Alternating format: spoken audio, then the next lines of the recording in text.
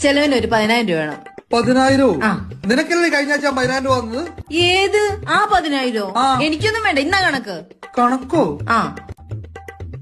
അരി 1200, പച്ചക്കറി 600, DMAC 500, auto 70, പിന്നെ എന്നെ ചുമ്മാ ഉണ്ടാക്കോ? ഗോതമ്പ് 1200, DMAC 760, സ്കൂളെല്ലാം കൂടെ 2000, പച്ചക്കറി 750, phone recharge 300, DMAC 1700, dry cleaning 320, auto 300.